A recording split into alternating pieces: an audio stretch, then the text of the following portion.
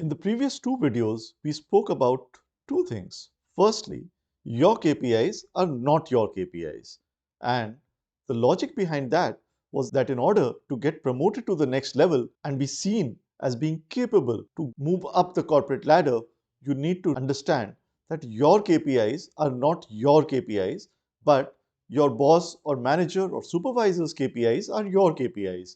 In the second video, we dealt with the repercussions of this. The biggest issue was how do I manage to complete my deliverables on time and to the satisfaction of my organization and yet start worrying and delivering the KPIs of a level senior to me? How do I even make that happen? And we spoke about how you could create a virtuous cycle or a flywheel effect and get somebody in the organization a level lower down than you, a person reporting into you, or just somebody you could find who could step into your shoes and who has that fire burning in him or her. This way, you will create a virtuous cycle. So the question now is, once you've changed your mindset, how do you make it operational? How do you ensure that your mindset percolates and everybody takes notice of it? How to operationalize the mindset in a way that it is tangible and not just an abstract thing in your head which nobody else is able to perceive or understand.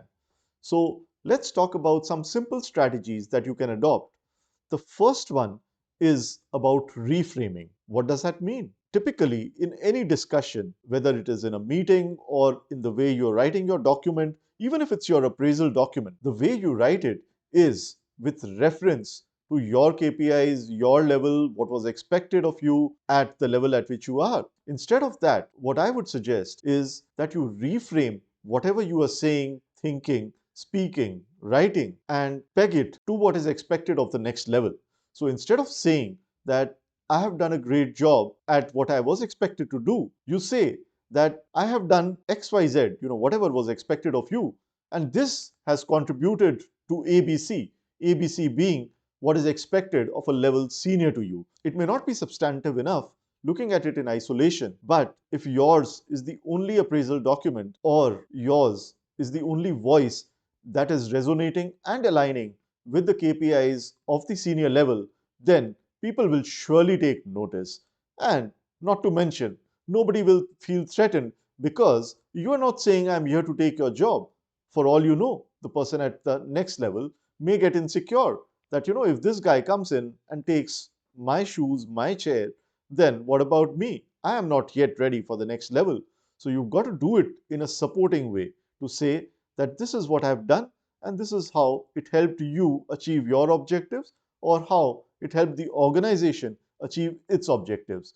Don't go overboard and say that you're completely ready and you're already operating at the next level because one, that may not be very credible, and number two, it may lead to insecurities of people. And remember, the decisions are going to be made by real people with emotions, the same sort of emotions that you are going through when you are dealing with a person junior to you. So just put yourself in the shoes of your manager and think about how you would react if your team member would be behaving or speaking or writing in a particular way, right? And I think that will give you a lot of direction in terms of how to approach this in practical terms so that the mindset and the abstract things that are going on in your head are tangible and most importantly, they are perceived positively by people around you